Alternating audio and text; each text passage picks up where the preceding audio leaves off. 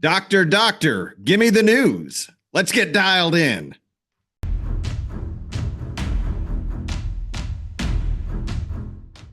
Hello and welcome to Texas Talkin, the Lone Star War Room, where we cut through the nonsense like a chainsaw through a tofu block. I'm your host, Shiloh Platts, and tonight we're diving into a healthcare bill that's hotter than a $2 pistol called the Heal Texans Act, or as it's officially known, Senate Bill 911. This is Texas saying enough with the elitist garbage. We're taking healthcare back. So, what's the HEAL Act all about? Well, picture this. 6 million Texans are living in areas with a shortage of primary care providers. That's like trying to find a vegan barbecue joint in Jasper. Ain't happening. Moms are skipping prenatal visits because the nearest clinic is a 3-hour drive. Kids with strep throat are waiting weeks for a throat swab, while some city slicker in Austin sips kombucha and debates systemic inequities. Over 6 million Texans stuck in primary care deserts. 6 million. Folks, that's not a crisis. That's a 5-alarm dumpster fire. And what's the HEAL Act do?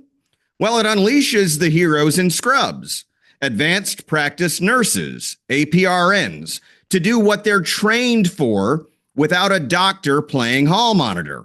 No more costly contracts, no more mother may I, no more nonsense. Just care right where it's needed. Boom. Here's the kicker, though, and lean in because this is where it gets good. The establishment? Oh, they're losing their minds. You've got the Texas Medical Association clutching their stethoscopes, whining, but nurses don't know as much as us. Really? Tell that to the APRN who's been stitching wounds and writing scripts while Doc McFancypants is on his third martini at the country club. These nurses have graduate degrees, hundreds of hours of training. Hell, they're practically special forces in Croc shoes. And the data backs it up. 27 states already ditched these dumb rules. And guess what? Better access, lower costs, happier patients. But oh no, the elites don't like it. They want control. Control over your health care, your wallet, your life. They'll tell you, oh, it's dangerous. Nurses can't handle it. Dangerous? I'll tell you what's dangerous. Leaving half the state to fend for itself while ERs turn into cattle pens. The HEAL Act is a sledgehammer to that rigged system, and I'm here for every swing. But wait, there's more. Studies show that APRNs are more likely to serve in rural and underserved areas. So by empowering these healthcare heroes, we're not just filling gaps, we're building bridges to better health for millions. Now, the skeptics, those sanctimonious types with their NPR tote bags, they'll squawk, what about oversight? What about safety? Oversight? You mean the monthly phone call where a doctor says, yep, looks good, and cashes a fat check? Give me a break. This isn't about safety, folks. It's about power. The HEAL Act cuts the fat, puts patients first, and tells the bureaucrats to shove it. But what about the quality of care? To that I say, the Department of Defense and the Veterans Administration have already given APRNs the green light to practice independently. If it's good enough for our troops and veterans, surely it's good enough for Texas. So here's the bottom line. Texas is drawing a line in the sand with the HEAL Act. It's not just a bill, it's a rebellion against a broken system that's been screwing you for years. Nurses step up, patients win, and the ivory tower crumbles. That's a win-win-win. And if you don't see it, check your pulse. You might already be in the ER waiting room. In the end, the Heal Texans Act isn't just a piece of legislation. It's about trusting our medical professionals, reducing unnecessary costs, and perhaps more importantly, ensuring that every Texan from the Panhandle to the Rio Grande has access to the quality care they deserve. Here tonight to help us slice through the complexities with a scalpel is University of Texas educated Dr. Michelle Hext. Dr. Hext is a quadruple board certified nurse practitioner in pediatrics, family practice, emergency trauma, and mental health. She is the vice president of the Southeast Texas Nurse Practitioner Board and has been teaching at the collegiate level since 2017. Dr. Hext joins me next to teach us about SB 911. Stay locked and loaded, folks. We're just getting started. And joining me now is the Vice President of the Southeast Texas Nurse Practitioners Board, Dr. Michelle Hext. Dr. Hext, thanks for coming on. You're welcome. I hope it turns out good. As do I. We've got a lot of important things to talk about, Doctor. So why don't we start by having you break down the Heal Texans Act, SB 911. What is it exactly, and why do you support it? Okay. So the Heal Texans Act is Senate Bill 911 that is being proposed so that nurse practitioners can have the red tape removed from their practice authority so that they can practice up to their own education, licensing, and knowledge without having to pay a physician to be able to do their job. So explain to our viewers some of that red tape that they currently face. So currently, Texas is one of few states now that still requires this supervision from a physician to be able to practice. 27 other states no longer do this. And additionally, 19 states waived this during COVID. So all but 4 have actually operated under, no restrictions like this. So the reason that we support it is because it would help increase access to care for Texans. And it would also help decrease cost for patients, customers, the general public. And unfortunately, Texas ranks 51st in access to healthcare and also 51st in access to mental health care specifically. 51st, does that survey include Puerto Rico or what is District of Columbia? Yeah. DC. Dare I forget about Washington, DC? Yes. So we're very last, unfortunately. Wow. And Texas is a big state, and so most of our counties are underserved. So I got to tell you, I'm what some people call a right-wing pundit. And so when I first saw this bill and saw that it was authored by a Democrat, I immediately pumped the brakes. But then I did some research, Dr. Hext, and I found to my surprise that the co-authors of it include Senators Angela Paxton, Mays Middleton, and Bob Hall, all very strong conservative Republicans. So I bring that up because it would appear this is one of those rare instances, especially in Texas politics right now, where there is bipartisan support. No?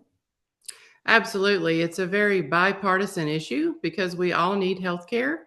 And of course, Republicans and Democrats alike are involved in counties, that are underserved when it comes to, medical care and access to care, whether it's, mental health or otherwise.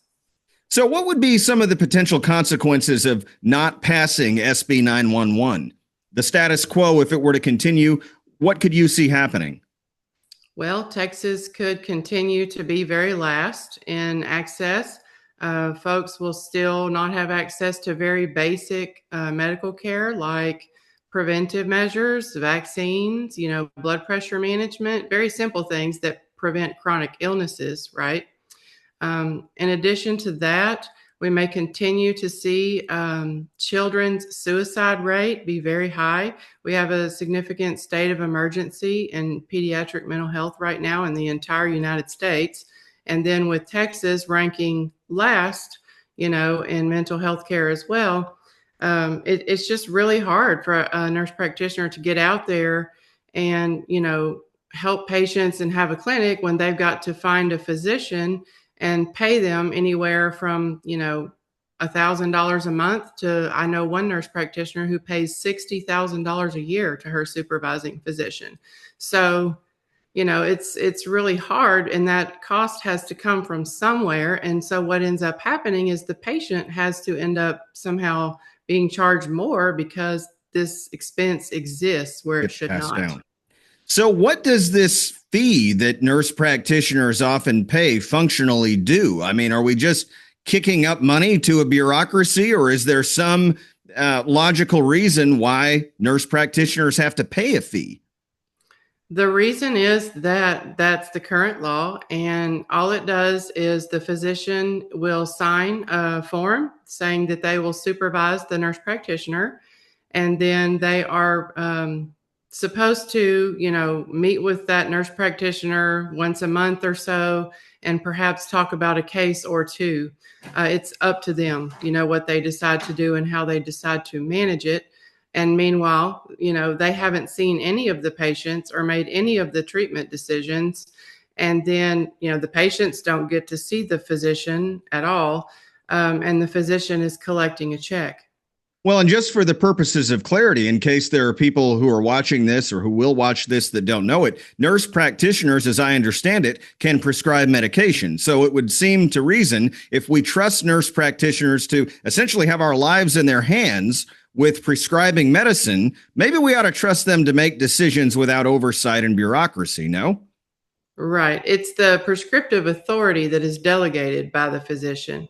So, the truth is, if this were to pass, this Hill Texans Act, Senate Bill 911, it would not change anything that nurse practitioners do now. It would not give us more practice authority. It would not allow us to see different types of patients with different types of conditions than we're already nationally certified to do. It would simply remove the barrier of us having to pay that fee. The red tape.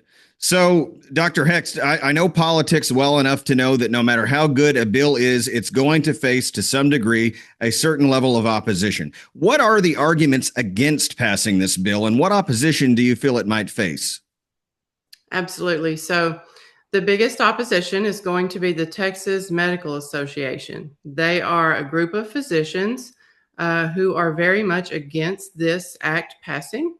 Unfortunately, it affects their pocketbook. It doesn't really do anything for the patients. It's in the patient's best interest to have access to basic care, So I'm not sure how it would benefit the public for this to not pass. Patience over politics. So, that being stated, what can my viewers do to help move this across the finish line and get healthcare access to more Texans?